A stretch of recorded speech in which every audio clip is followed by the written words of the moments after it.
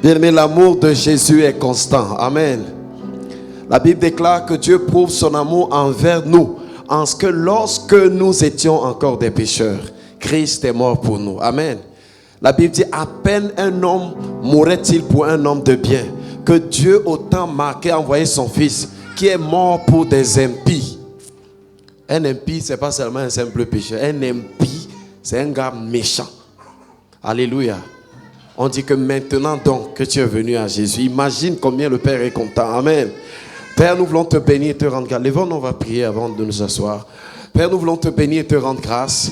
Nous voulons te dire merci pour ce privilège que nous avons ce soir, de nous retrouver en ce lieu. La parole déclare qu'au commencement était la parole, que toutes choses ont été faites par elle, et rien de ce qui a été fait n'a été fait sans elle. Seigneur, pendant que nous sommes en ces lieux ce soir, laisse que ta parole soit plantée dans nos cœurs. Laisse, Père, que quelque chose de surnaturel se produise pendant que nous écoutons la parole. Seigneur, comme cet homme dans Acte 14, pendant qu'il écoutait, la Bible déclare que Paul a vu qu'il avait la foi pour être guéri. Laisse, Père, que ta parole suscite en nous la foi pour recevoir, la foi pour entrer dans ce que tu nous as destiné. Seigneur, merci de bénir ma bouche. Merci, Seigneur, d'oindre les cœurs de chacun d'entre nous ici. Merci, Saint-Esprit, de contrôler cet environnement. Merci de faire en sorte que la volonté et la pensée exacte du Père soit réalisée ce soir. Au nom de Jésus. Amen. Est-ce que tu peux te tourner vers ton voisin de gauche, de droite, lui dire que tu es la gloire du Seigneur? Tu n'es pas n'importe qui. Voilà, dis-le lui en souriant, voilà, comme maman Caro et sa soeur, voilà. Tu es la gloire du Seigneur, oui.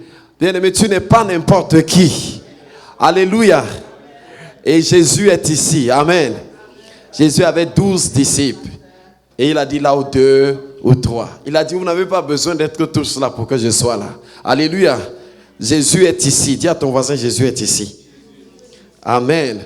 Bien-aimés, nous sommes en train d'aborder une question importante, la question de la foi. Et rappelez-vous, pour ceux qui n'étaient pas là vendredi passé, nous avons présenté 6 points sur la base desquels la foi est importante. Amen. L'un de ces points, c'est Hébreux chapitre 11, verset 6. La Bible déclare que, or, sans la foi, il est impossible d'être agréable à Dieu. Sans la foi, il est impossible d'être agréable à Dieu, n'est-ce pas? Nous avons vu ensemble ici que tout ce que nous faisons à l'église, pour que Dieu l'accepte, cela doit être motivé par la foi. La foi, c'est la condition.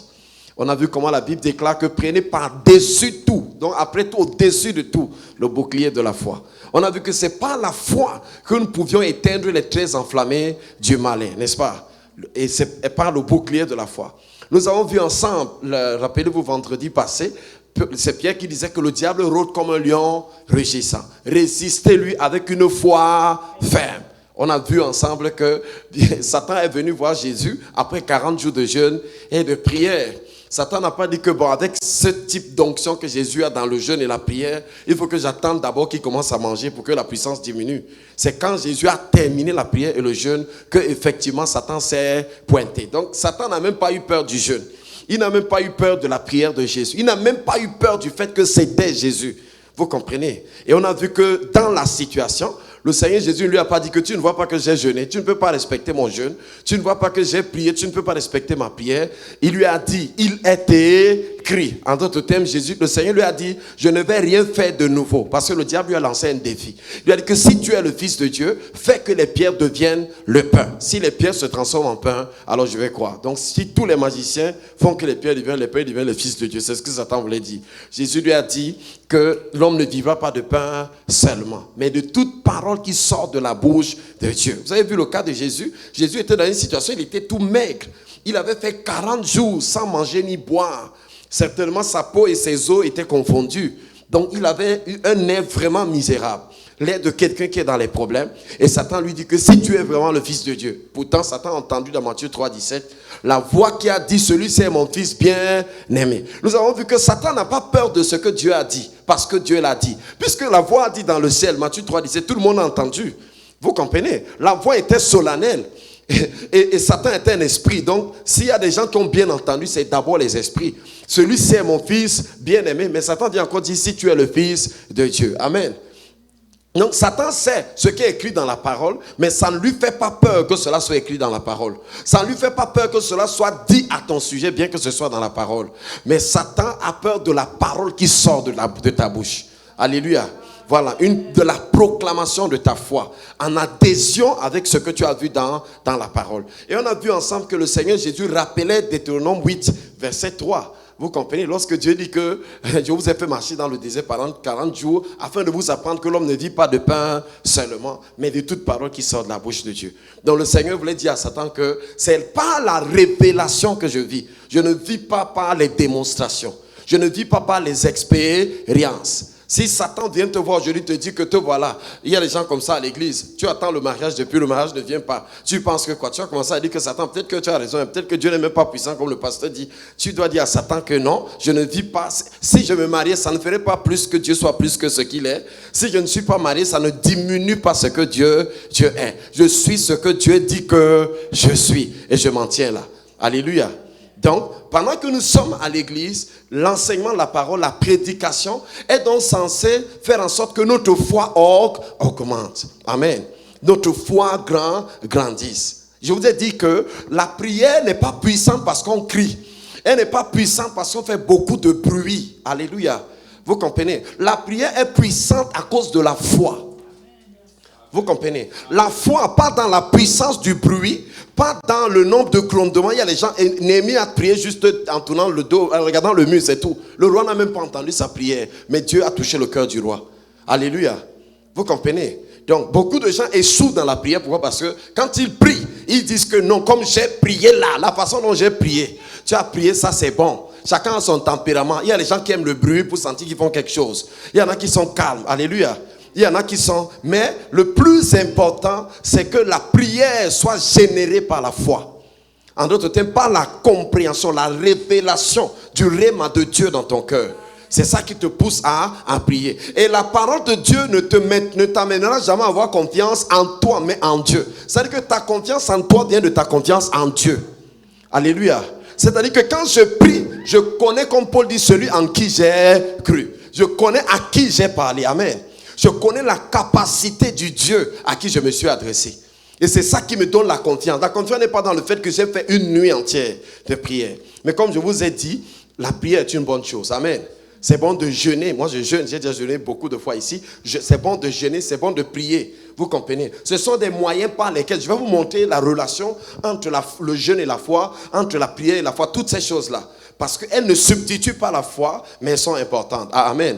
Voilà, amen. Ce soir, nous voulons parler du concept de la foi. C'est-à-dire que nous sommes en train d'entrer dans ce que j'appelle la définition de la foi. Amen. Mais vous savez que dans la Bible, on ne définit pas les choses comme dans le dictionnaire. La définition dans la Bible, en fait, c'est de vous donner l'idée, la pensée de Dieu qui est contenue quand la Bible évoque ce nom. Quand la Bible parle de la foi, à quoi est-ce que la Bible fait référence? Amen. Mais avant d'entrer dans la définition de la foi, généralement, quand j'enseigne sur la foi, je préfère d'abord commencer par lever les équivoques. Et il y en a tellement aujourd'hui. Pourquoi? Parce qu'il y a beaucoup de choses qui se font au nom de la foi, mais qui ne sont pas la foi. Rappelez-vous quand le pasteur introduisait ce message, c'était le vendredi surpassé. Il nous a parlé de quelqu'un qui allait marcher sur l'eau, en disant que comme Pierre a marché sur l'eau, moi aussi je marche sur l'eau. Il a pris un verset. C'était écrit que Pierre a marché sur les eaux. Et certainement, il a déduit que Pierre était un chrétien, je suis aussi un chrétien. Pierre était un disciple, je suis aussi un disciple. Si Pierre a pu le faire, pourquoi moi aussi je ne peux pas le faire? Et il s'est levé et il est parti marcher sur l'eau. Pourquoi s'est-il noyé? Alors que Pierre ne s'est pas noyé. Alléluia. Vous voyez, celui qui le fait a confondu la foi avec quelque chose. Et c'est pour ça que nous sommes là ce soir. Amen. Donc, nous voulons comprendre donc le concept de la foi. Vous comprenez? Donc, qu'est-ce que le concept, dans le mot concept, il y a le mot conception. Qu'est-ce qu'on conçoit? Qu'est-ce qu'on pense lorsque, effectivement, nous faisons défiler dans notre esprit l'idée de la foi? Quelle est la pensée que la Bible projette lorsqu'elle parle de la foi? Dans la Bible, la foi, c'est quoi? Vous comprenez? Aujourd'hui, on confond la foi. Quand quelqu'un a beaucoup de bénédictions, il dit qu'il prospère dans la foi. Est-ce que ça veut forcément dire qu'il prospère dans la foi? Nous avons vu l'église de la Odyssée. dans Apocalypse 3, verset 17, le Seigneur dit que tu ne sais pas que tu es pauvre, malheureuse, misérable, aveugle et nu. Or, l'église dit, moi je me suis enrichi, je n'ai plus besoin de rien. Donc cette église pourrait être en train de dire que les choses marchent bien pour nous. Donc ça veut dire que le Seigneur est au milieu de nous, alors que ce n'est pas le cas. Nous avons une autre église, l'église de Smyrne, dans Apocalypse 2, verset 10. Le Seigneur dit, ne crains pas ce que tu vas souffrir. Le diable va vous jeter en prison. Vous aurez une tribulation de 10 jours. Vous comprenez? C'est ça le mystère de la foi. C'est pour la question, mais ce n'est pas possible. Mais Dieu, là, comment tu peux venir dire à ton église que vous aurez une tribulation de 10 jours? Que le diable va jeter les gens en prison. Il dit que sois fidèle jusqu'à la mort et tu auras la couronne de vie. Jésus vient dire ça à son église. Je suis sûr que si une révélation comme ça soit ici, vous allez tous vous lever pour faire le combat spirituel. On vous va dire qu'on renonce à cette parole. Jésus ne peut pas dire ça. Mais Jésus a dit ça dans son église. Amen. Imaginez donc qu'après cette révélation, moi je venais à l'église, je commence à dire que non, vous ne pouvez pas, rien ne peut vous arriver parce que l'ange de l'Éternel campe autour de ceux qui le craignent. Jésus dit que sois fidèle jusqu'à la mort. Donc pendant qu'on va te tuer, continue à dire que Jésus est Seigneur. Même quand on va te brûler, dis que Jésus est Seigneur. Est-ce que quelqu'un me comprend? Voilà, c'est pour ça que pendant qu'on est en train de faire cette étude, je vous conseille de lire entièrement le chapitre 11 de l'Épître aux Hébreux. Amen. Quand vous allez lire ce chapitre, vous comprenez, on va citer les noms des gens tels par la foi a vaincu les a fait. Vous allez arriver à un endroit où on dit et d'autres. Et d'autres. Quand on dit et d'autres, on commence à citer maintenant d'autres gens. On dit qu'il y a les gens que par la foi on les a tués. Par la foi on les a sciés. On les a torturés. On dit que et d'autres par la foi qui ont perdu. C'est ça non pasteur. Donc il y a les gens qui par la foi ont vaincu les royaumes. D'autres qui par la foi sont plutôt morts. Le même Dieu. Vous comprenez? Or, aujourd'hui, qu'est-ce que les gens veulent faire? Les gens veulent transformer la foi en formule. Si tu es chrétien, tu ne peux pas vivre telle chose. Tu vas mentir. Parce que dans les Écritures, il y a des gens qui ont vécu deux situations différentes, alors que c'est Dieu qui était derrière chacune des situations. Est-ce que quelqu'un me comprend ce soir? Amen. Donc, le concept, c'est ça. Donc, quelle est la pensée que la Bible renvoie? Quelle est l'idée de la parole de Dieu quand elle parle de la foi? Donc, je vais commencer par voir ce que la foi n'est pas. Donc, je vais énumérer une à une et je vais expliquer. Mais mes notes, comme je vous le dis toujours, elles sont disponibles. Donc, on pourra les mettre encore dans le site. Donc, là, je donne, puisque nous avons un temps limité. Donc, la foi n'est pas la pensée positive. Vous comprenez? Je vais vous expliquer pourquoi la foi n'est pas la pensée positive. Vous comprenez? Donc, quand on parle de pensée positive, ce n'est pas seulement le fait de penser positivement. Vous comprenez? La pensée positive fait référence à une philosophie, vous comprenez, de vie. Vous comprenez? Qui consiste à regarder toujours le bon côté des choses, quelle que soit la situation dans laquelle on se trouve.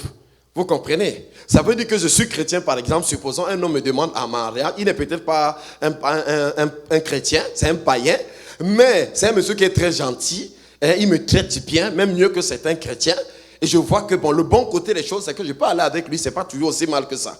Vous comprenez? Là, c'est positif. C'est ça la logique de la pensée positive. Tout ce que je dis là, la foi est positive. Vous comprenez? Pourquoi? Parce que c'est ce que Dieu pense qui est positif. Est-ce que quelqu'un me comprend? Mais la pensée positive n'est pas la foi. Est-ce que quelqu'un me comprend? C'est ce qu'on a répandu aujourd'hui. Il y a plein de fausses conceptions vraiment sur la foi. La pensée positive n'est pas la foi. Vous comprenez? Donc, la pensée positive, je vais vous donner la définition, s'apparente à une philosophie de vie face à un obstacle, un problème, un drame ou un autre. La pensée positive donne des outils ou la capacité d'apprécier la situation sous l'angle qui nous donnera la motivation de progresser. Vous comprenez? C'est qu'un homme qui a la pensée positive, c'est quelqu'un que s'il pleut maintenant, la pluie le mouille. Vous comprenez? Au lieu de commencer à se plaindre que ouais, la pluie m'a mouillé, la pluie m'a fait ceci, il va dire que bon, la pluie m'a mouillé comme ça. Peut-être qu'il y avait des gens qui avaient besoin de la pluie. De l'autre côté, c'est aussi en train de faire pousser les plantes. Ce n'est pas si mauvais que ça. Vous voyez un peu? Peut-être que comme la pluie m'a mouillé, ça m'a empêché d'aller quelque part. J'aurais peut-être fait. Donc, il positive. Il réussit à trouver quelque chose de positif dans toutes les situations par lesquelles il passe. Est-ce que quelqu'un comprend? Amen. Donc, ça fait que la personne sait que même s'il y a la difficulté, il y a quelque chose de positif que je peux tirer dans toute situation. Donc, maintenant, le problème de la pensée positive ne se pose pas dans le fait de penser positivement, mais le repère sur la base duquel on définit ce qui est positif. Vous comprenez? Penser positivement est une bonne chose. Maintenant, qu'est-ce qui est positif? Vous voyez un peu, si quelqu'un est homosexuel, par exemple, il va se dire, Il ne faut pas qu'il laisse des mauvaises pensées remplir son cœur, que ce qu'il fait n'est pas bien. Vous comprenez? Et il sera positif, il va penser positivement. Mais est-ce que le fait qu'il pense positivement, qu'il se motive pour avancer dans la même direction, veut dire que ce qu'il est en train de faire est positif? Vous comprenez? Donc la pensée de la foi n'est donc pas la pensée positive. Vous comprenez? Voilà, donc quel est le repère que tu utilises pour penser positivement? Vous comprenez? C'est bon pour un chrétien d'être positif, mais quel est le repère de pensée que tu utilises? Si un musulman veut réfléchir positivement, il va réfléchir positivement selon le Coran. Vous comprenez? C'est ce que le Coran lui dit de faire qu'il va penser que c'est ça qui est bien.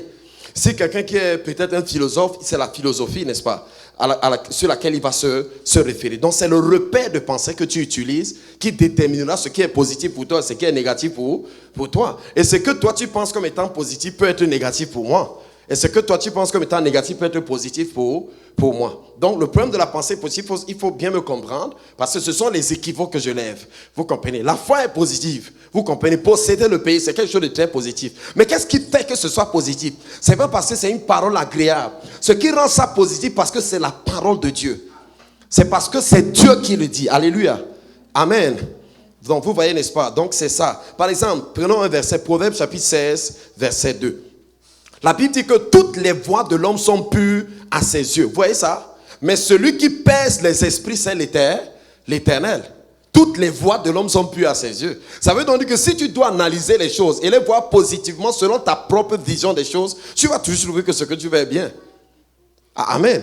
Tu vas trouver que ce que tu fais est bien et tu vas t'encourager à continuer dans cette même direction. Donc en suivant la pensée positive, tu peux te retrouver dans le trou.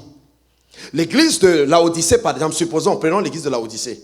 Cette église dit, je me suis enrichi, je n'ai plus besoin de rien. Donc positivement, je suis satisfait. Maintenant, le Seigneur vient, il dit à l'église que tu ne sais pas que tu es pauvre, que tu es malheureux, que tu es misérable, tu es aveugle et tu es nu. Mais où est le problème? Le problème, c'est que le repère que l'église utilise pour juger sa prospérité n'est pas le repère que le Seigneur utilise pour juger la prospérité.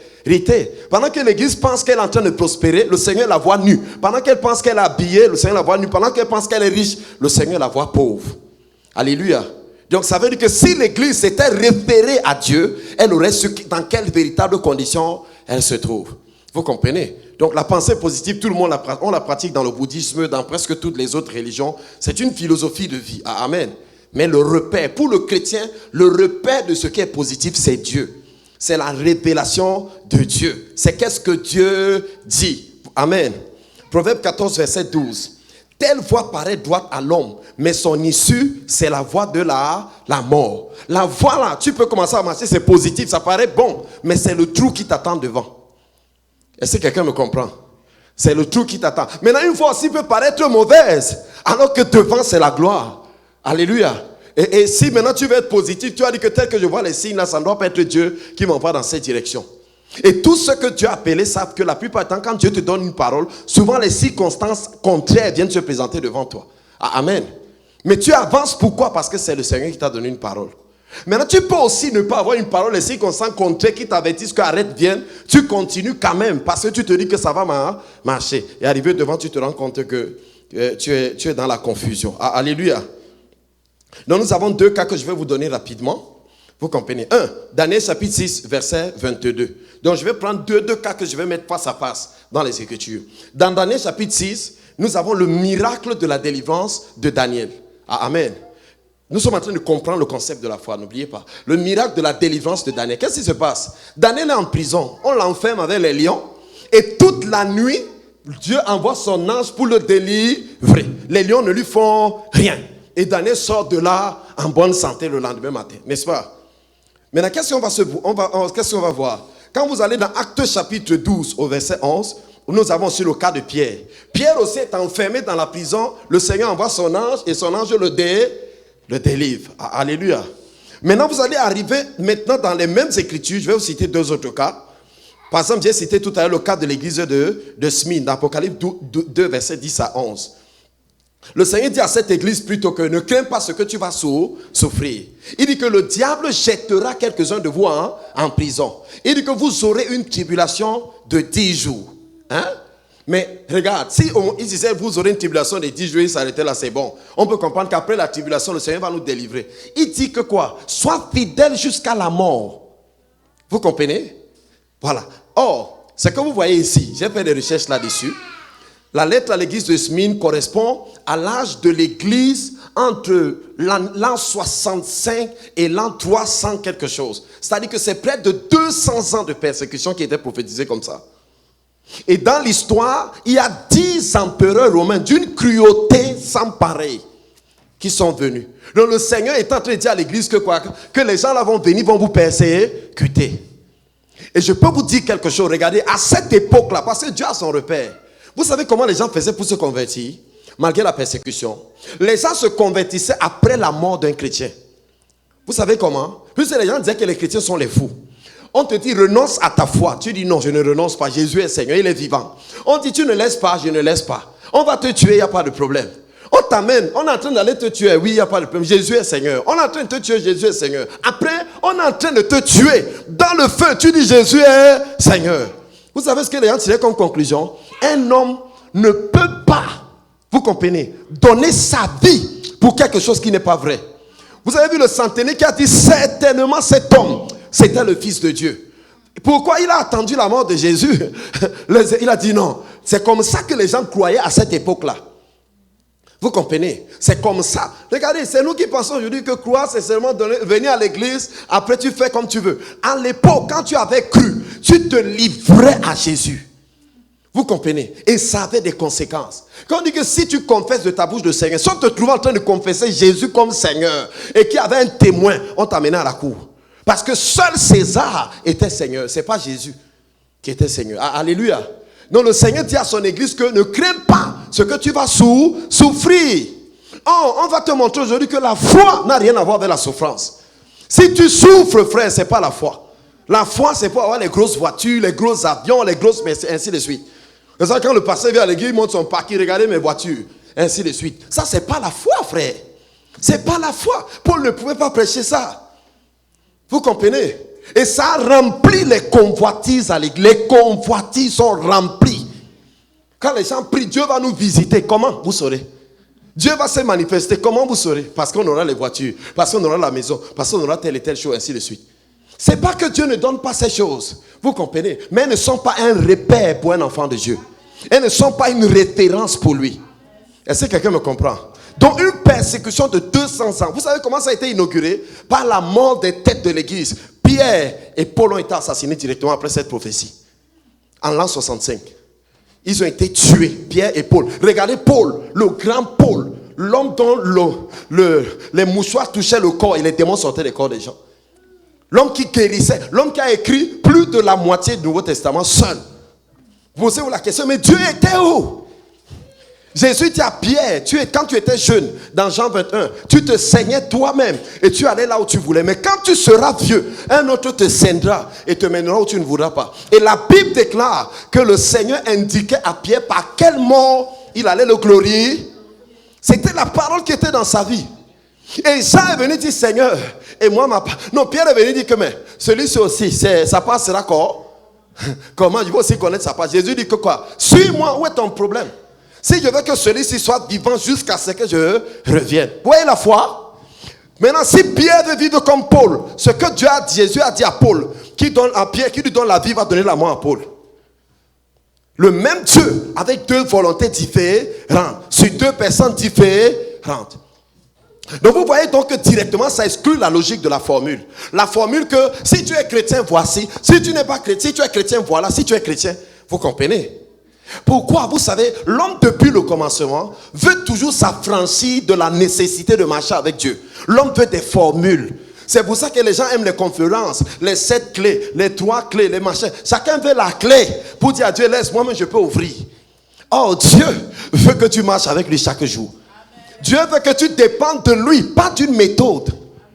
Est-ce que quelqu'un me comprend? La foi t'oblige à chercher la volonté de Dieu. La foi t'oblige à interroger Dieu pour ta vie. La foi t'oblige à avoir un rêve de Dieu. Une parole sur laquelle tu peux suspendre ta vie. Pas quelque chose que tu as imité, tu as copié chez quelqu'un. Et les gens sont comme ça dans la désillusion. Parce que j'ai vu ça chez tel. Allez, moi aussi j'entrais dedans. On a vu ça l'autre jour. Le même traversé qui donnait la vie à Israël a tué les Égyptiens. Le même endroit. Le même chemin. Parce que ce chemin-là, il y a des gens qui ont reçu la parole pour passer là-bas. D'autres, on leur a pas dit de passer au même endroit. Pendant que c'était un chemin de vie, de délivrance pour certains, c'était le tombeau pour les autres. Est-ce que quelqu'un me comprend ce soir? Donc, vous voyez, il dit ne crains pas ce que tu vas souffrir, n'est-ce pas? Regarde, imaginez donc que j'étais pasteur à cette époque. Je viens mon message de dimanche, la délivrance de Daniel. Ne voyez pas cette persécution que vous voyez maintenant. Le Seigneur vous envoie la délivrance. Après on attrape les frères, on les tue. Le Seigneur dit au nom de Jésus, rien ne se passe. Hein? Rien ne se passe. Et comment dire que hey, l'affaire c'est ça, le pasteur nous a dit que le même Dieu là, qui s'est manifesté chez Daniel, le même Dieu. C'est pour ça que les gens souffrent dans la foi. Ils ne veulent pas écouter Dieu. Chacun veut une formule. Chacun veut quelqu'un qui va imiter, il copie sa vie, commence à suivre comme ça. Depuis le commencement, Adam a refusé. Adam dit, Dieu, donne-moi la connaissance. Je ne veux plus rester avec toi chaque jour. La connaissance me suffit. Je veux les rémas. Est-ce que quelqu'un comprend quelque chose? Dans Acte 12, verset 1 à 2, regardez. Nous avons lu tout à l'heure que quand Pierre était en prison, le Seigneur, Dieu a envoyé l'ange, n'est-ce pas? Ici, quand Jacques était dans la même prison, bien aimé, on lui a coupé la tête.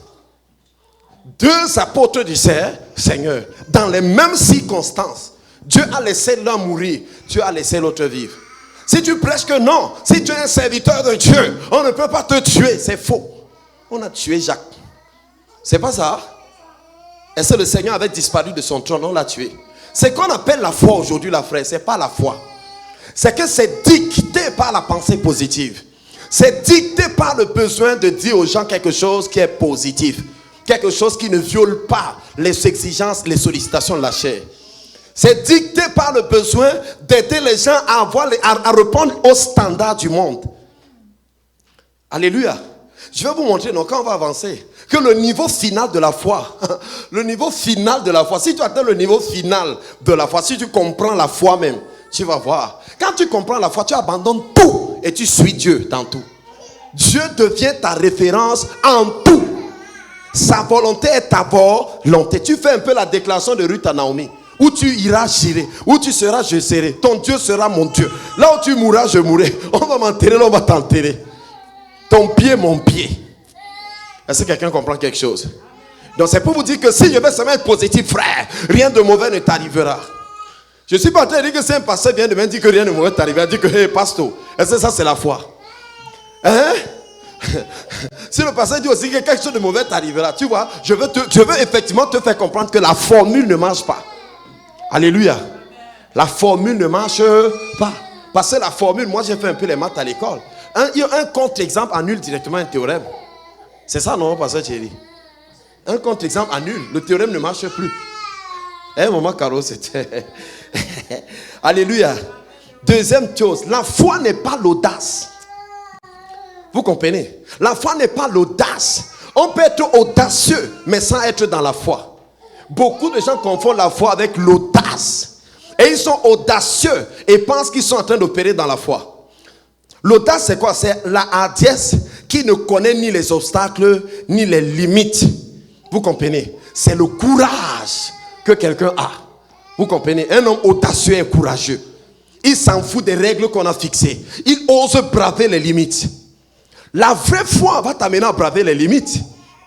Vous comprenez? Elle t'amènera devant un mur et te dit que tout le mur là va tomber. Parce qu'il y a la limite. La foi dit que le mur, si c'est devenu un carton.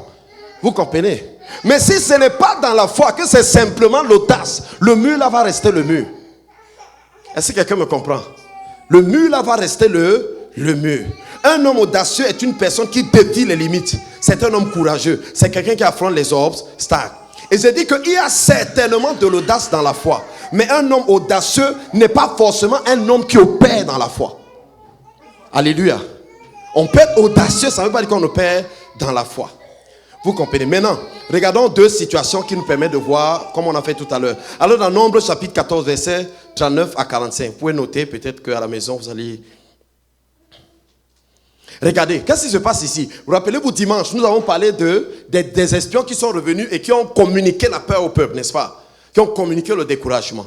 Alors qu'est-ce qui s'est passé? Dieu a dit à ces gens que, quand vous m'avez méprisé là, restez ici, vous ne partez plus nulle part. Vous ne montez plus, n'allez plus nulle part. Au moment Dieu a d'abord dit allez explorer, allez. Maintenant Dieu dit n'allez plus. Ces gens disent que non, maintenant nous on part. Dieu dit n'allez plus, ça ne va pas marcher, n'allez plus. Ils disent que maintenant nous on part.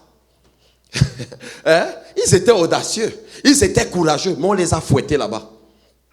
Vous comprenez? Regardez, ils se levaient de bon matin et montaient au sommet de la montagne en disant, nous voici, nous monterons au lieu dont a parlé l'Éternel, car nous avons péché. Moïse dit, pourquoi transgressez-vous l'ordre de l'Éternel? Cela ne réussira point. Ne montez pas, car l'Éternel n'est pas au milieu de vous. Ne vous faites pas battre par vos ennemis. C'est ce qui se passe lorsqu'on est dans l'audace sans la foi. On se fait battre par les ennemis. Est-ce que quelqu'un me comprend? On se fait battre par les ennemis. C'est l'audace, c'est courageux. Mais qui t'a envoyé là-bas? Il y a les batailles que Dieu ne t'a pas données. Si tu parles maintenant, on va te chicoter. On va te fouetter. Tu vas dire, Seigneur, mais ça tu nous as dit que oui. Attends, lisons. Regardez. Il dit, car les Amalécites et les Cananéens sont devant vous et vous tomberez par l'épée. Parce que vous êtes détournés de l'Éternel. L'Éternel ne sera point avec vous. Il s'obstinait. L'homme audacieux est obstiné. C'est un gars têtu. Il s'obstinait à monter au sommet de la montagne. Mais l'âge de l'alliance et Moïse ne sortit point du milieu du camp. Alors descendit les Amalécites et les Cananéens qui habitent cette montagne. Il les bâtit et les taillait en pièces jusqu'à Horma. Vous avez vu ça? Hein? Ils sont allés. On leur a dit ne partez pas. Ça ne marche pas.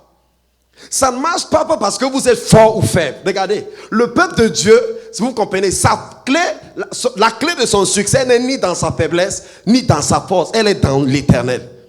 Donc si Dieu n'est pas avec toi dans quelque chose, ça ne vaut pas la peine. Alléluia. Est-ce que quelqu'un me comprend? Donc l'audace, ce n'est pas la foi. C'est pour ça qu'un homme de foi, regardez, le principe de sa vie, c'est écouter Dieu. Un homme de foi. Tout ce qu'il fait, il veut avoir une parole de Dieu. Et un homme de foi, dès qu'il reçoit une parole de Dieu, il peut bâtir sa vie là-dessus. Mais tant qu'il n'a pas une parole, il n'avance pas, il n'avance pas. C'est pour ça que vous voyez dans l'église, dans le corps de qui les gens sont dans la désillusion. Les gens attendaient certaines choses. Les gens ont engagé Dieu dans des choses. Ils se rendent compte que, mais on a engagé Dieu. Et puis quoi? Parfois, tu vois quelqu'un faire quelque chose, tu te dis que c'est simple. C'est un gars comme moi, c'est un monsieur comme moi. Moi, j'ai vu plein de gens comme ça. Ils viennent à l'église, ils me voient, un jeune monsieur petit là, qui fait les choses. Je dis que, mais c'est rien, c'est qu'il fait. Moi, il m'avait fait comme ça. Tu pars, tu fais. Après, tu te rends compte que ce n'est pas facile. Hein? Ce n'était pas ce que je pensais. Hein? Pourquoi? Est-ce que tu as reçu une part? Une parole. Est-ce que Dieu t'a envoyé? Dieu leur a dit ne montez pas. Vous comprenez? On trouve la même chose encore avec l'armée égyptienne et le peuple juif. Lorsque Moïse a dit étends ta main, fends la mer et que le peuple traverse. On n'a pas dit que les Égyptiens traversent aussi. C'était audacieux. Qui a d'abord ouvert la mer là? Si c'est votre Dieu? Non. Ils sont allés marcher dedans par courage. Ouais, c'est devenu leur tombeau. Alléluia. Donc c'est pour te dire qu'en tant que chrétien, il faut que tu traces la limite entre ces choses. Le fait d'être courageux ou audacieux ne veut pas dire que tu es dans la foi. Alléluia. Ça ne veut pas dire que tu es en train d'opérer dans la foi. On a vu tout à l'heure que sans la foi, il est impossible d'être agréable à Dieu au début. Regardez, ce que nous sommes en train de dire là, c'est là. Regardez, c'est le problème de beaucoup de gens dans la chrétienté, même dans l'église. Vous comprenez? Et c'est la clé, c'est quoi? C'est que l'homme de foi est donc obligé de dépendre de Dieu. Il est obligé d'écouter la voix de Dieu. Obligé de recevoir une parole de Dieu. Alléluia. Regardez dans Nombre 14, verset 16 à 18. Toi, lève ta verge, étends ta main sur la mer et fends-la. Et les enfants d'Israël entreront au milieu de la mer à sec. Et moi, je vais endurcir le cœur des Égyptiens pour qu'ils y entrent après eux. Et Pharaon et toute son armée, ses chars et ses cavaliers feront éclater ma gloire. Et les Égyptiens sauront que je suis l'Éternel quand Pharaon et ses cavaliers auront fait éclater ma gloire. Maintenant, le verset qui suit, le verset 22 à 28 maintenant. On dit que les enfants d'Israël entraient au milieu de la mer à sec. Les eaux formaient comme une muraille à leur droite et à leur gauche. Les Égyptiens les poursuivirent.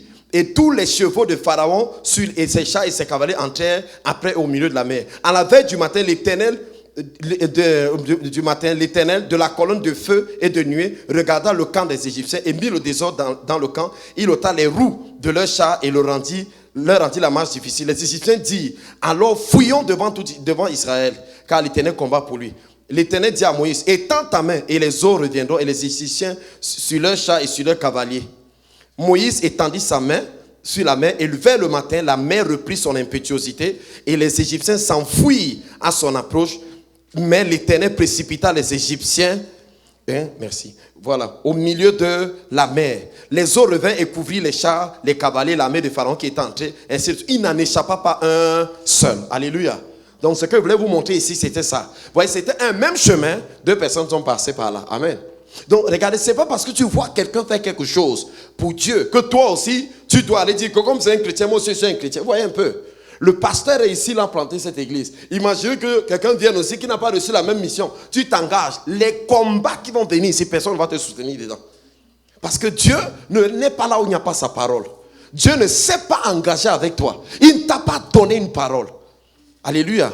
Oui. Là où Dieu n'a pas parlé, il n'est pas là dedans. Tu vas souffrir tout ce que tu vas souffrir. Dieu n'est pas là. Tu perds ton temps.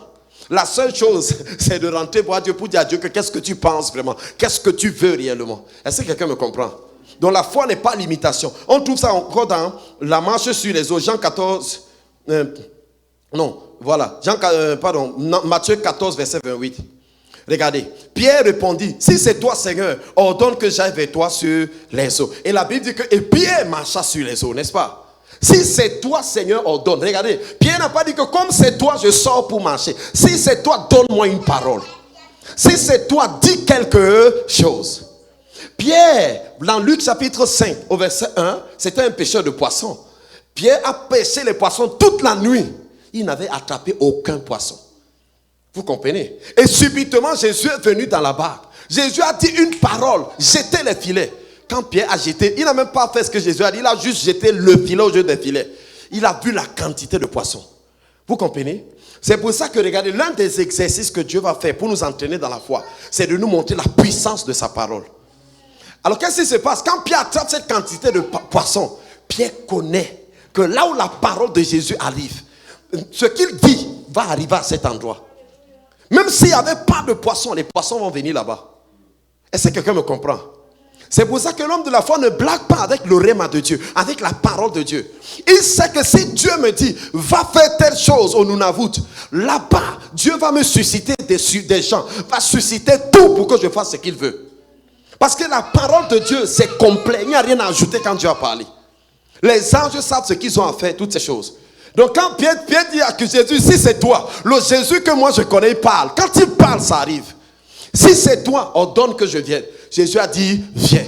Vous pensez que Pierre a marché sur l'eau? Non. Pierre a marché sur la parole. Alléluia. Maintenant, regardez toutes ces personnes qui s'élèvent aujourd'hui pour dire que Pierre a marché sur l'eau. La Bible déclare qu'il était comme moi. Moi aussi, j'étais chrétien. C'est pas la foi. C'est l'audace. Parce que si tu veux reproduire le miracle de Pierre, il faut le reproduire complètement. Il faut être assis aussi dans la barque. C'est une façon de parler. Il faut aussi dire à Jésus que ordonne-moi que je vienne. Dis-moi une part. Alors marcher simplement, c'est pas imiter tout. Tu as fait ton scénario, tu as enlevé les éléments. Demande une parole. Sinon, qu'est-ce qui fait que ce frère est parti marcher sur l'eau, après il est mort dedans? Récemment, on a parlé d'un homme qui s'est enfermé avec les lions. Il a dit que comme Daniel a passé la nuit, lui aussi va passer la nuit. Les lions ont eu leur souper là-bas. Les lions ont dit, bro, avance pas ici. Je suis sûr que quand il a vu les yeux des lions, lui-même il a su ce qui va se passer. On dit que ça fait longtemps qu'on n'a pas eu ce genre de viande.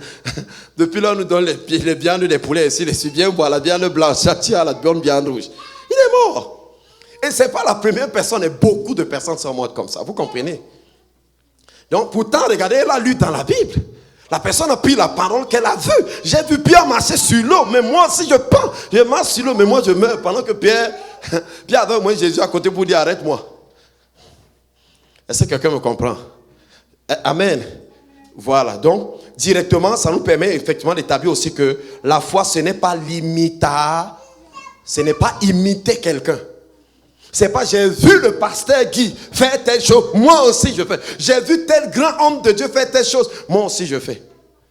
L'homme de Dieu que tu as vu, que tu imites à l'extérieur, ce que tu imites là, tu imites juste une partie de ce que tu as vu. La première partie de ce que tu as vu, c'est quand il était dans le secret avec Dieu. Et que Dieu lui a donné une parole. Là, tu n'étais pas là. Mais là, tu es maintenant là quand il est en train de faire ce qu'on lui a dit dans le secret. Au lieu d'aller commencer par le secret, toi tu veux commencer par ce que tu as vu. Et après tu te rends compte que mais ce n'est pas les mêmes choses. Hein? Ça ne donne pas la même chose, oui.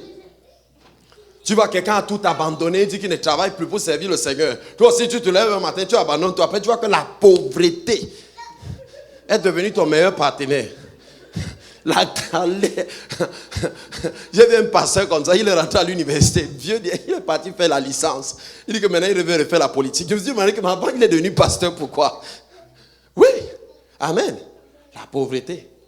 Moi, ça fait beaucoup d'années de cela. Je suis à l'aise quand je vous parle de la foi, parce que je vis par la foi. Il y a beaucoup d'années de cela, quand je commençais avec l'église, je partais faire les jobs tout le temps. Je pars, on m'appelle à la Bissée, qu'on emballe les cadeaux en novembre, en décembre. Je me rappelle en décembre, c'est comme si Dieu m'a vu. Lui-même a dit que non, mon fils, je t'enlève dans cette situation. J'ai rentré de faire dans le 31, on avait la veille du 31. Je devais d'abord aller emballer les cadeaux des païens, là, on emballe leurs cadeaux, on leur envoie les directeurs généraux de ceci. C'est nous qui sommes là dans le Jogmassi. Tu travailles tout ça, avant de donner c'est 150 000, alors que les gens là, parfois ils dorment seulement chez eux, il a les 3 millions de salaire. Ils ne souffrent même pas, c'est nous qui en bas, tu rends le dos est cassé, tu fais les heures supplémentaires. J'ai rentré comme ça. Dieu, vous savez ce que Dieu m'a dit? Je suis arrivé dans la boutique d'une femme. Cette femme-là, c'est une couturière. J'ai commencé spontanément comme ça à lui prêcher la parole. C'est une sœur en Christ, à lui parler de Dieu. Et elle faisait comme si elle somnole. Je vous montre comment Dieu m'a parlé. Elle faisait comme si elle somnole. Bon, je lui ai dit, bon, ma soeur, je m'en vais alors, j'ai eu l'impression que tu as sommeil. Elle me dit, non, je suis en train de t'écouter, continue à parler. Après, j'ai parlé encore, elle me dit que bon, comme tu parles déjà, elle a enlevé une chemise. Au moment de me donner la chemise, vous savez ce que Dieu a fait? Dieu m'a dit, j'ai déjà entendu la voix de Dieu audiblement 3 ou 4 fois dans ma vie. Dieu m'a dit, j'ai placé ma bénédiction dans ta bouche. Vous comprenez? Vous savez pourquoi j'aime les médias? Pourquoi j'aime parler? Parce que Dieu m'a montré exactement comment ma bénédiction vient. Ça vient par la bouche. Vous comprenez? J'ai placé ma bénédiction dans ta bouche. Vous savez ce que j'ai fait? J'ai écrit les demandes pour parler. Je suis allé chercher les radios, les endroits. Il fallait que je teste ce que Dieu a dit. J'ai placé ma bénédiction dans ta bouche. J'ai écrit les synopsis des missions. Je suis allé déposer. Vous savez ce qui s'est passé? Un jour, dans une radio, ils avaient un problème. Ils m'avaient oublié, ils avaient même jeté mes trucs que j'ai mis à la poubelle. Ils avaient besoin d'un chroniqueur, quelqu'un qui parle pour 15 minutes pendant une semaine. Après, on lui dit au revoir. Quand je suis arrivé là-bas, ça fait 7 ans. Donc, j'ai parlé, je ne sais pas ce que je disais. Les gens disaient partout. Donc, à un moment donné, comme ça, l'émission que j'animais, était l'émission la plus écoutée à cause de ma chronique. La chronique, là, c'était les gens de la Bible. 15 minutes radiophoniques. Quand je parle des salons de coiffure, je ne sais pas ce que j'ai dit. Je dis les mêmes choses qui sont écrites dans la Bible. Je fais la biographie des personnages bibliques et j'ai les gens à tirer les leçons là-dedans. Pourquoi? Parce que Dieu m'a dit quelque chose. Dieu a dit, j'ai mis ma bénédiction dans ta bouche. Frère, quand j'allais à la radio, j'avais les pantalons déchirés, les chaussures trouées. Mais je suis parti tester la parole de Dieu comme ça. C'est à la maison que quelqu'un est venu. Même la radio ne m'a pas donné la tranche. La personne a dit qu'elle paye ma tranche. Elle a payé ma tranche pendant 4 ans. La tranche là, c'est elle qui a fait naître l'église qui est à Yaoundé. Une soeur est venue, m'a aussi écouté, elle a pris ça. Les messages, elle est partie mettre dans une radio là-bas. De fil en aiguille, de succès, petit à petit. Si je vous explique, je peux vous expliquer que ça m'a amené jusqu'ici, vous ne pouvez pas vous imaginer. Est-ce que quelqu'un me comprend? Mais Dieu m'a donné une parole. Donc je peux m'asseoir à la maison. Tout ce que j'ai à faire, c'est de continuer à parler. Dieu m'a dit, comme il a dit à Moïse, j'ai placé ma bénédiction dans ta bouche. Amen. Voilà, c'est comme ça. J'ai placé ma bénédiction dans ta bouche. Je peux vous dire que depuis ce temps jusqu'à aujourd'hui, c'est que je suis un pasteur qui n'aime pas dépendre trop de l'église. Vous comprenez? Oui, parce que je veux que l'église, avant, on a les grands projets, les grandes constructions, et ainsi de suite. Depuis ce temps jusqu'à aujourd'hui. Jusqu'à les gens sont même étonnés, les gens se posent même les questions. Les gens ne savent même pas que parfois les gens qui me suivent ne sont même pas à l'église. C'est les gens qui parfois, quelqu'un m'appelle papa, vraiment je dis aussi oui mon fils, tu ne connais même pas là où je le connais. Je réponds aussi oui mon fils, c'est comment ça va? J'ai les enfants en Belgique partout. J'ai mis ma bénédiction dans ta bouche. Maintenant quand quelqu'un me voit prêcher, faire tout ça, il dit non, c'est rien que les versets de la Bible. Dieu s'est engagé. Dieu s'est engagé pour que là où je vais venir parler, quelque chose va se passer. Amen. Je connais le pasteur Thierry, c'est toujours en parlant. Alléluia. Est-ce que quelqu'un me comprend? Donc la foi, ce n'est pas l'imitation. 4. La foi n'est pas la croyance. Alléluia. La foi n'est pas la croyance. Les églises sont remplies de croyants. Pour les croyants, Jésus naît constamment en décembre, il meurt constamment en avril. Vous comprenez? Ça ne change rien dans leur vie. Ça n'a aucune implication dans leur vie au quotidien. La croyance, je la définis comme étant une adhésion mentale aux faits historiques contenus dans la parole de Dieu. Je sais que c'est écrit dans la Bible, c'est une histoire, ça a eu lieu. Je ne sais même pas si c'est vrai. Rappelez-vous, quand vous allez souvent évangéliser, il y a les gens que vous rencontrez. Quand vous commencez à lui parler de Dieu, au départ, il fait comme s'il est intéressé. Après, il vous dit après que, est-ce que tout ça est même vrai? Est-ce que tu es même sûr que c'est vrai même? Ce n'est pas les choses qu'on a inventées là. Alors qu'au départ, il défendait que non, nous les catholiques, après, il dit est-ce que c'est même vrai? Il te sort sa vraie opinion. Ça veut dire que depuis discuter avec toi, comme s'il était dedans. Vous comprenez? Ça n'a aucun rapport avec sa vie. Amen. Dans Jacques 2, si vous lisez dans Jacques 2, versets 18 à 19, la Bible dit que mais quelqu'un te dira, tu as la foi et moi j'ai les œuvres, montre-moi ta foi par les œuvres. En tout cas, je vais lire le verset 19. Tu crois qu'il y a un seul Dieu, c'est vrai. Les démons aussi croient et ils tremblent. Donc on dit que les démons croient.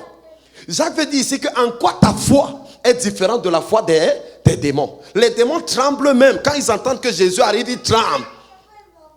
Hein? Mais les mêmes démons là vont aller habiter dans les gens. Les mêmes démons là vont venir combattre l'œuvre de Dieu. Ça veut dire quoi? Qu'est-ce que Jacques veut démontrer ici?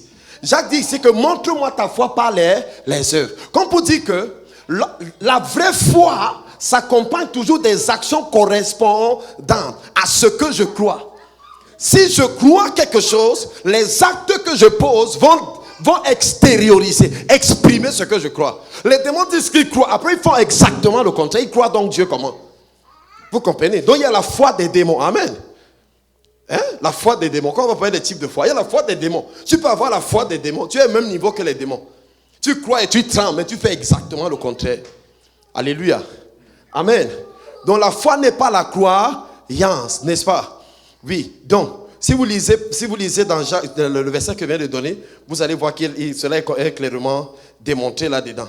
5. Certaines personnes pensent que la foi, c'est la confession. Ça veut dire que quoi? Si je confesse des versets avec ma bouche, je confesse, alors je suis en train d'opérer dans la foi. Tu peux confesser la parole de Dieu, mais tu n'es pas dans la foi. Est-ce que quelqu'un me comprend? Voilà. Mais la foi se confesse. On va voir la confession de la foi. Mais tu peux confesser, vous voyez, n'est-ce pas, sans être dans la foi, sans que ce soit une activité de la foi. Dans Romains 10, verset 10, la Bible déclare que quoi? C'est en croyant du cœur, vous voyez qu'on parvient à la justice. Et c'est en confessant de la bouche qu'on parvient au salut. Ça veut dire que quoi? Je confesse de la bouche ce que j'ai cru dans mon cœur. Mais il est possible de confesser de ta bouche ce à quoi tu n'as pas adhéré dans ton cœur. Mais tu récites seulement ça comme, vous comprenez, des sortes d'incantations, des formules magiques. Est-ce que, amen. Dans Matthieu 15, verset 7, voici ce que le Seigneur dit. Il dit, hypocrite. Esaïe a bien prophétisé sur vous quand il a dit, ce peuple m'honore du bout des... mais son cœur est éloigné. Donc, il n'y a pas une correspondance entre ce qu'ils déclarent de la bouche et ce qu'ils croient dans leur cœur. Est-ce que quelqu'un voit donc? Donc, il y a une différence. Donc, ce n'est pas parce que j'ai pris un verset. Je le confesse. Tu peux même confesser un verset, tu ne comprends même pas le verset là. Est-ce que quelqu'un me comprend? Parce qu'il y a certains qui ont fait de la parole de Dieu comme une sorte de livre magique. Donc, je vais prendre les versets. Donc, parce que tu n'as pas quelques versets à me donner là que je répète tout le temps. C'est bon de répéter, mais ne crois pas que tu es dans la foi là. Alléluia. Amen. Vous savez que la confession de la foi est précédée de l'adhésion, n'est-ce pas, dans le cœur. Je crois dans mon cœur. J'adhère. Le mot croire en grec, ça veut dire pistéo, pardon. Ça veut dire adhérer. Être pleinement persuadé. Être parfaitement convaincu. Quand on va parler de la définition de la foi, on parlera de ça. Ah, amen. Donc, c'est quand je suis convaincu. Vous voyez, ma bouche devient l'expression de ma conviction. Amen. C'est pas juste que, comme j'ai vu que tout le monde dit ça, moi aussi j'ai dit le verset là. Apparemment, c'est un verset qui est puissant. Amen. Non. Donc, c'est un peu ça. Donc, c'est en confessant la bouche. Donc, la foi n'est pas non plus la récitation des versets. Vous comprenez? Là, je parle de la confession, c'est proche de ça. Ça veut dire que quoi? Si je dis que je veux la guérison maintenant, lis-moi tous les versets qui parlent de la guérison. Allez, récite les versets ici tous les jours. Hein? C'est pas très sûr que nous sommes guéris. Jésus s'est chargé de nos maladies. Tu récites aujourd'hui, tu récites demain, tu récites. J'ai lu les livres d'hommes de Dieu qui ont dit que, comme par exemple Yonggi Cho, bon, je ne le critique pas, mais il dit comment une femme était malade, il lui a donné ces versets pour les réciter, ou c'est combien de fois, ou c'est 100 fois, ou c'est 1000 fois. Et qu'après un moment, après avoir récité, elle s'est rendue compte qu'elle était guérie. Il est possible que pendant qu'elle était en train de réciter les versets, quelque chose d'autre se soit passé. Alléluia. Parce que la foi vient de ce que l'on entend. Et ce que l'on entend vient de la parole de Christ. Le mot parole ici dans les Écritures, c'est le réma. Amen. Ce n'est pas seulement ce que la Bible a dit. C'est ce que la Bible te dit dans ce qu'elle a dit. Ça veut dire que je n'ai pas juste lu ce qui est écrit. Maintenant, j'ai tiré la substance de ce qui est écrit. Vous comprenez? Ce n'est plus seulement écrit. C'est une révélation pour moi. Je peux vivre avec. L'homme vivra du réma. Amen.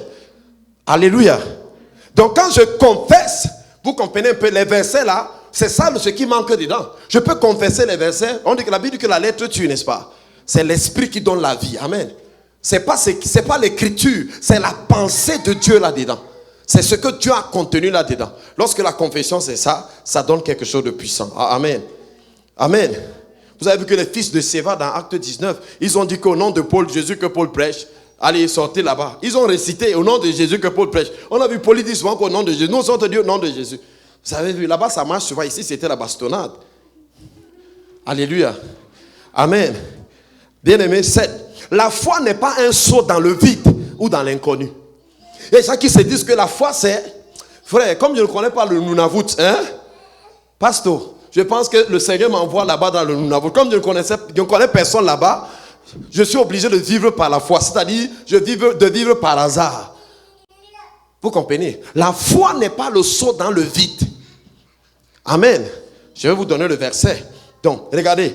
Genèse chapitre 12, verset 1 à 4. L'Éternel dit à Abraham, va-t'en de ton pays, de ta patrie, de la maison de ton père, vers un pays que je te montrerai.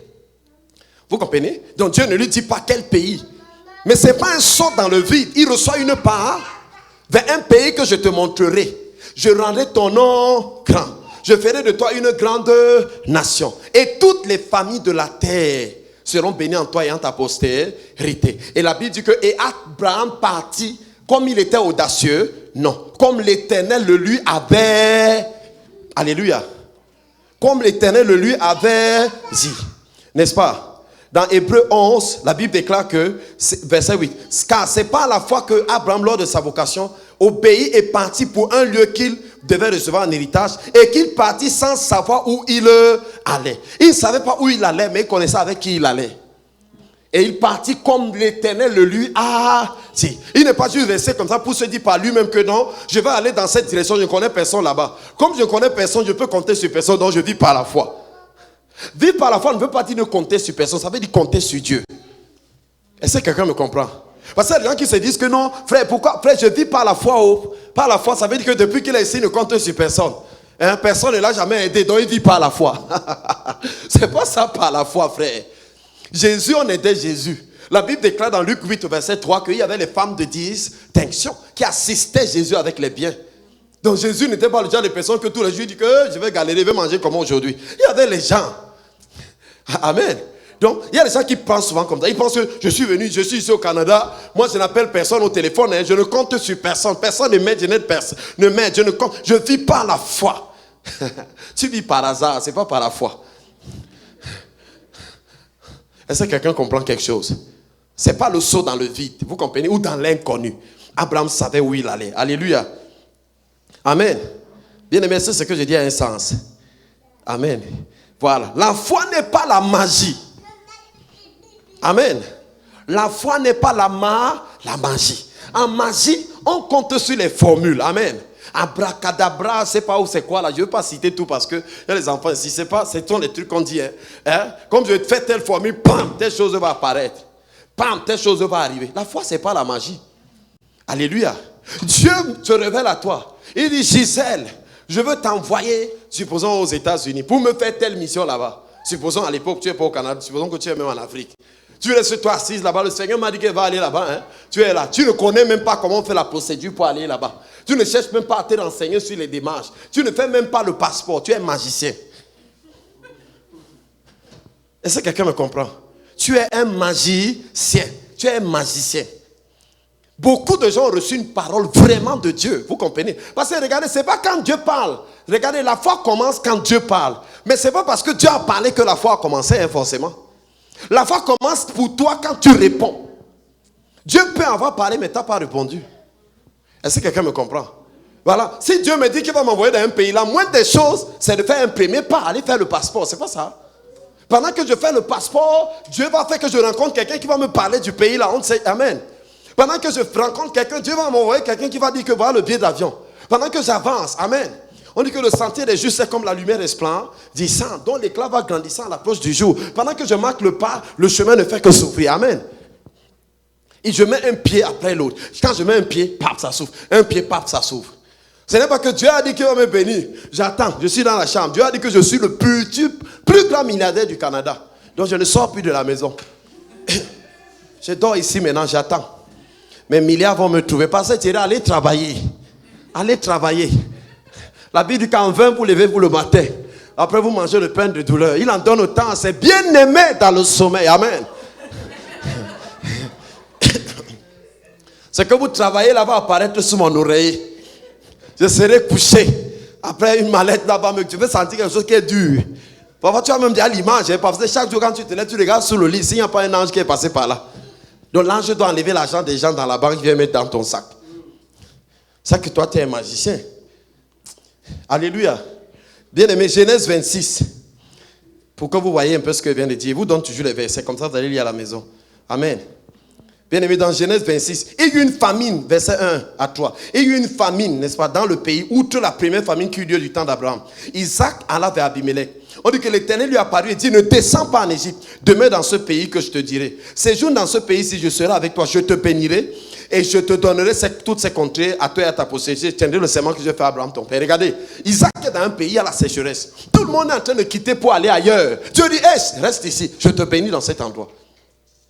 Dieu t'a dit, je vais te bénir, je vais faire tes choses dans ta vie. Puis Isaac a fait comment? Isaac est parti, dit, Dieu a dit qu'il va me bénir, les gars. Le Dieu de mon père est trop puissant, j'attends. Non, frère. Isaac est allé semer. Amen. On dit que Isaac sema. Et il recueillit cette année-là le centuple. Parce que Dieu l'a béni. Vous voyez ça? Il a reçu une parole de Dieu et il a agi sur cette parole. Ça veut dire que quoi? Avant, quand tu sèmes, ça ne donne pas, la saison n'est pas bonne. Mais Dieu m'a dit qu'il me bénit. Pendant que je sème, cette fois-ci, ça va marcher. Est-ce que quelqu'un me comprend? Beaucoup de gens sont là-bas, ils ont converti la paresse en prière, la paresse en jeûne, la paresse en foi. Ils attendent. Après, quand le temps passe, ils se rendent compte que rien ne se passe. Ils deviennent les inspecteurs nationaux ou internationaux de l'église. Quand tu prospères, ils disent que ça doit être le diable qui est avec toi. Parce que si c'était Dieu, il aurait commencé par moi. Comme ce n'est pas toi qui l'as commencé, ça ne doit pas être Dieu là-bas. Amen. Et quand tu as déjà trop échoué, ta seule façon de réussir, c'est de prouver que tout le monde a échoué. Amen. Parce qu'à défaut d'être grand, tu préfères que tout le monde vienne à ton niveau. Mais comme personne ne viendra à ton niveau, au moins dans ton imagination, tu vas les ramener. Tu vas devenir expert mondial en commérage. Alléluia. Bien aimé, la foi n'est pas la magie. Alléluia. Isaac n'est pas resté les bras croisés. La Bible déclare qu'il a sémé. Allons-y. La foi n'est pas la négation de la réalité. Opérer dans la foi, on ne peut pas dire j'ignore la réalité qui est en face de moi.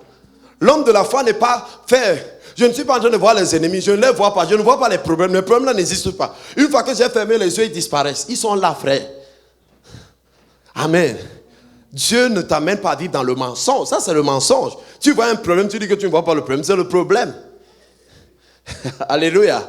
L'homme de la foi, en plus de voir le problème, voit la solution. Est-ce que quelqu'un me comprend?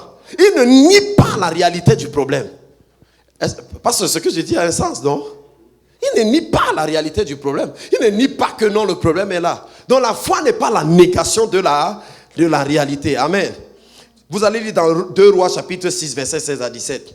Vous comprenez? Lorsque Élisée était quelque part et que très tôt le matin, les Syriens envoyaient toute une armée camper autour de sa maison. Et son serviteur s'est levé le matin, il a vu les ennemis partout. Amen. Il a vu les ennemis et il avait peur parce que les ennemis étaient là. Mais qu'est-ce que Dieu a fait? Quand Élisée s'est levé, Élisée lui a dit que ceux qui sont avec nous sont en plus grand nombre que ceux qui sont avec eux. Quand il ne voyait pas, dit Éternel, ouvre ses.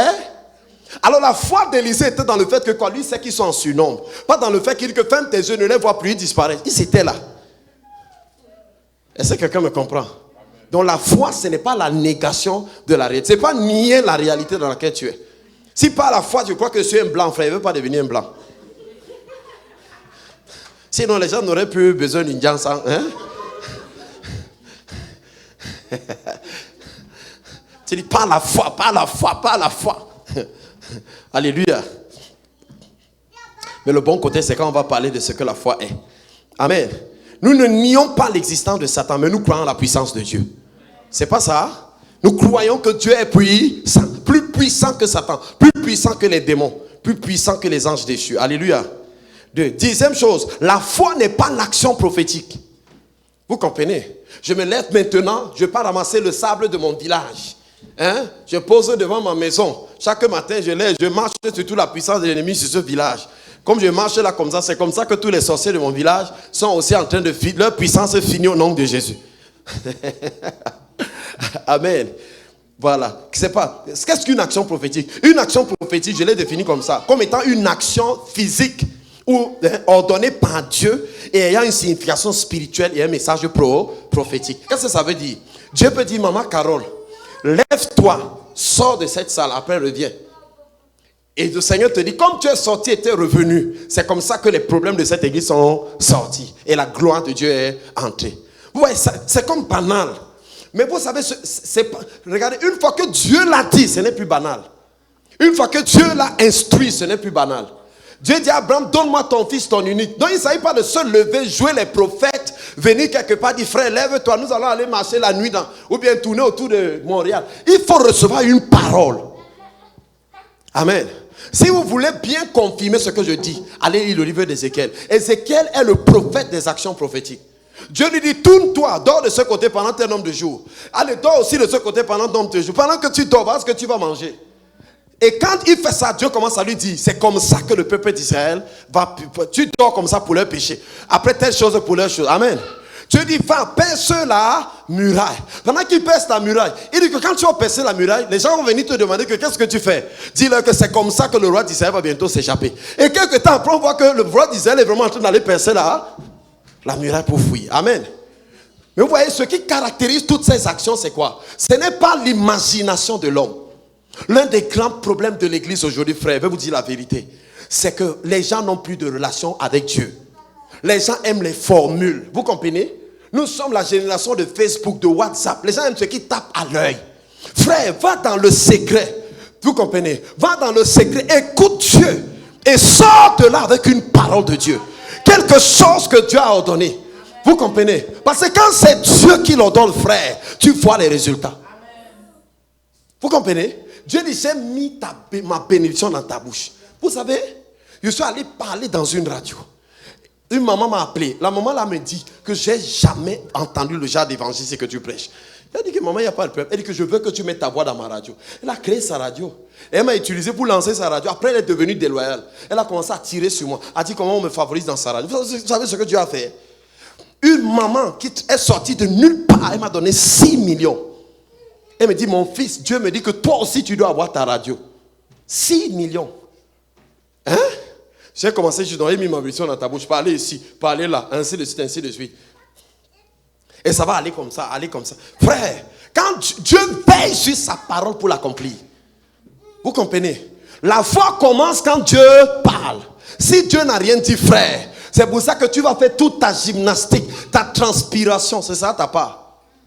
Vous pensez que les grands hommes de Dieu sont les gens qui jeûnent le plus? Non. Vous pensez que les grands hommes de Dieu sont les gens qui prient le plus? Non. Vous pensez que les grands hommes de Dieu sont les gens? Non. Regarde, nous arrivons devant une porte. Il y a un code pour ouvrir la porte. Toi, tu prends 100 clés, tu testes toutes les clés, tu transpires. Moi, je viens avec la bonne clé, j'ouvre. J'entre. Je dis que ça, j'ai travaillé. C'est ma part qui est dur. Comme j'ai testé 100. Et c'est le principe, c'était 100 clés. Le gars connaît la clé, il ouvre ça, il entre, tu transpires là-bas. Tu vas même transpirer jusqu'à ne pas trouver la clé. Si tu ne veux pas transpirer, il faut que tu aies la relation avec ton Dieu. Mes brebis connaissent ma voix. Alléluia. Mes brebis connaissent ma voix.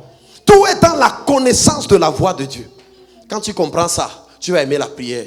Tu vas aimer quand on dit à l'église, on a des moments de prière. Pourquoi? Parce qu'il faut que tu arrives à ce niveau où tu entends Dieu. Où tu écoutes Dieu dans ta vie. Où tu peux recevoir une parole de Dieu. Je ne dis pas seulement lire la Bible. Lire la Bible, c'est bien tout ça. Vous comprenez? Il y a la parole de Dieu et il y a la voix de Dieu. Alléluia. Vous pensez que je suis arrivé ici comment? J'étais assis dans mon salon. Je suis allé rendre visite à une soeur. Et pendant que je rendais visite à la soeur, elle sortait de la France. Il y a un de mes fils qui est prophète qui était là. Il me dit, il commence à prophétiser sur moi. Il me dit les choses que Dieu avait dites avant. Je le ressors dans ma maison le lendemain. On est dans mon salon. L'onction là, le saisit encore. Il me dit que Dieu veut que tu ailles en Amérique du Nord. Je n'ai même pas de passeport. Amen. Vous voyez, maintenant, regardez. Dieu me dit en Amérique du Nord. Je ne connaissais pas le pasteur qui était dans la prophétie là. Je ne connaissais pas maman Caro. Vous étiez tous dedans. Mais la prophétie ne m'a pas détaillé que je vais vous voir. Amen. Mais Dieu savait. Mais je ne suis pas venu juste ici que non, vraiment au Canada c'est bon. Non. Je suis ici que si Dieu me dit que tu t'es trompé mon fils, je ne m'ai pas bien écouté. L'ami, dimanche, je commandais mon Seigneur, je repars. Est-ce que quelqu'un me comprend? Je ne suis pas le genre de personne impressionnée par le voyage et tout ça. Ça ne me dit rien tout ça. Ça me dit rien. Je vis pour une seule chose. Aider les gens à connaître le Seigneur et à mieux le servir. À l'aimer, c'est tout. Regardez, si j'ai atteint cette mission et Dieu me dit après bye bye, c'est bon. Amen. Je n'ai pas une autre ambition. Je n'ai pas l'ambition d'avoir les grosses maisons. Je n'ai pas ça. Amen. Je n'ai pas ça. Ça ne veut pas dire que Dieu ne me donne pas ces choses. Mais je n'ai pas ça comme ambition. Est-ce que quelqu'un me comprend? Une parole de Dieu. Frère, une parole de Dieu. C'est ça qui va faire que tu vas jeûner. Tu vas prier. Quand on va venir te proposer un projet, tu ne fonces pas comme un mouton. Tu cherches d'abord la pensée de Dieu. Tu écoutes le Seigneur. Seigneur, qu'est-ce que tu penses de ça? Quelle est ta volonté sur ça? Alléluia. Donc la foi n'est pas l'action. En tout cas, vous verrez terminer. La foi n'est pas l'espérance. Est-ce que quelqu'un me comprend? La Bible déclare dans 1 Corinthiens 13 qu'il y a trois choses qui disent la foi, l'espérance et la charité. Si la foi était l'espérance, on ne citerait pas la foi, l'espérance et la charité. On dirait qu'il y aura trois choses qui demeurent la foi et la charité. Ou bien l'espérance et la charité. Les trois sont différents. Mais les trois sont importantes. Amen. L'espérance est une attente joyeuse. Vous comprenez? L'espérance nous permet d'attendre les choses qui arriveront dans un cœur joyeux. L'espérance fait que tu ne te décourages pas. Jésus-Christ viendra. Qu'il vienne maintenant, qu'il vienne plus tard. Le Saint-Esprit maintient cette espérance dans ton cœur. Tu es dans la joie pour ça. Alléluia. Est-ce que quelqu'un me comprend? Voilà. Le mot espérance c'est elpis. Elpis, E-L-P-I-S. Attente joyeuse et confiante dans le salut éternel. L'espérance est portée vers le futur et nous donne la capacité d'attendre joyeusement ce que Dieu fera. La foi est dans le présent. Est-ce que quelqu'un me comprend? Je sais. Vous savez la définition d'Hébreux 11. On va revenir quand on va parler de qu'est-ce que la foi. L'Hébreux 11 trompe les gens. Quand on dit que la foi est la ferme assurance des choses qu'on espère. Je vais vous expliquer ce verset. Le secret de ce verset, c'est dans le mot assurance. Le mot assurance, ça va du mot grec hypostasis. Vous comprenez? Je vais vous expliquer ce que ça veut dire. Parce que vous allez voir que l'auteur commence à dire que ce n'est pas la foi que nous reconnaissons que tout a été créé par la parole de Dieu. En fait, le mot hypostasis, c'est une substance. Vous comprenez? Regardez, quand l'homme de la foi dit « je suis béni », il n'est pas en train de dire qu'il le sera. Vous comprenez? Il possède la substance. J'ai aimé quand, avec pasteur, on était en semaine. Quand je parle, je dis que pasteur, ça va aller. Pasteur dit ça va. Après quelques temps, on cause. J'ai dit ça va aller. Il dit ça va.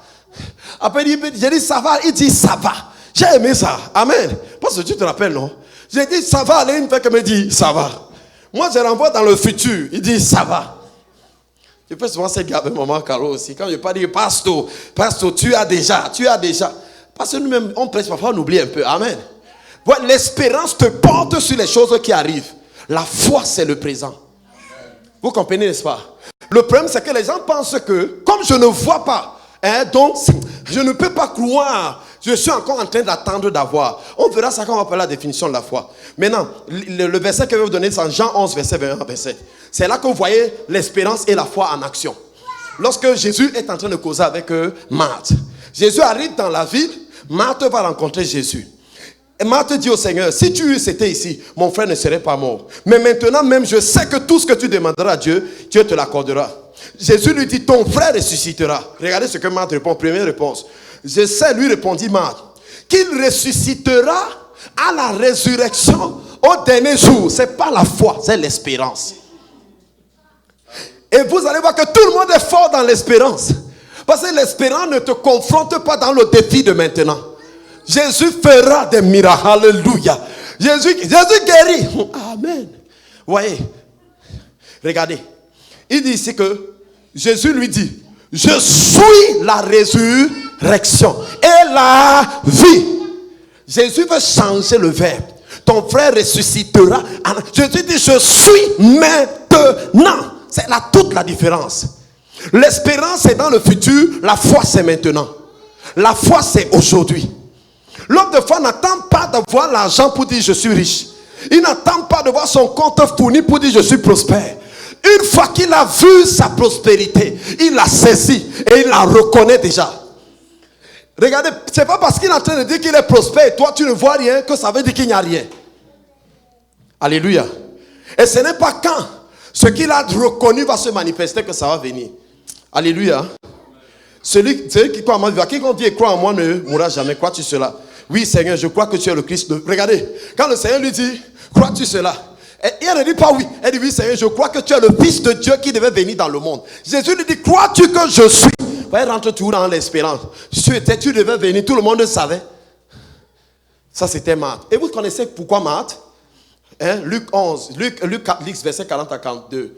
Quand Jésus était chez Marthe, qu'est-ce que Marthe faisait? Elle était dans l'activisme. Elle faisait beaucoup de choses. Elle n'avait pas le temps de s'asseoir au pied du Seigneur et d'écouter la parole. Vous comprenez? Elle n'avait pas cette communion avec le Seigneur. Pour savoir que Marthe n'a pas du tout écouté ce que Jésus a dit. Dès qu'ils arrivent devant la tombe, Jean 11, verset 40, Marthe, elle dit que mon frère sent des... Est-ce que Jésus n'a pas de nez? Jésus avait le cancer du nez. Jésus avait le nez. Jésus a senti l'odeur comme tout le monde. Amen. Mon frère sent déjà. Jésus. On dit, ils ôtaient donc la pierre. Donc il fallait négocier avec Tata Marthe. Les fois, on va prier, frère. Est-ce que quelqu'un a compris ce que la foi n'est pas? Amen. Lève-nous alors. Marthe a dit que tu es la résurrection de Jésus. La paix, c'est compliqué. Ça fait 4 jours quand même. C'est ça, c'est le genre de truc que tu peux aussi faire. Amen. Alléluia. Est-ce que quelqu'un était béni? Et votre amen est décourageant, hein? Seigneur, je te bénis, je te rends grâce. Bénissons le Seigneur rapidement, notre église soit bénie. Seigneur, je te bénis, je te rends grâce. Merci pour tout ce que nous venons de partager ce soir dans ta parole. Seigneur, qui nous aide à comprendre ce que c'est que la foi. Père, j'ai parlé avec les limitations qui peuvent être liées à mon intelligence, à ma locution. Je prie afin que tu prennes ces paroles et que tu agisses dans la vie de tes enfants. Seigneur, que des hommes et des femmes de foi soient suscités dans cette église. Des Josué et des Caleb. Des gens qui se lèvent avec une parole du Seigneur. Seigneur, pour relever les défis de l'église ici au Canada, ici à Montréal. Seigneur, je déclare au nom de Jésus que ce message est vivant dans la vie de chacun. Même dans la vie de ceux qui ne sont pas venus ce soir. Au nom de Jésus, Amen. Bien aimé, est-ce qu'on peut acclamer Jésus très fort?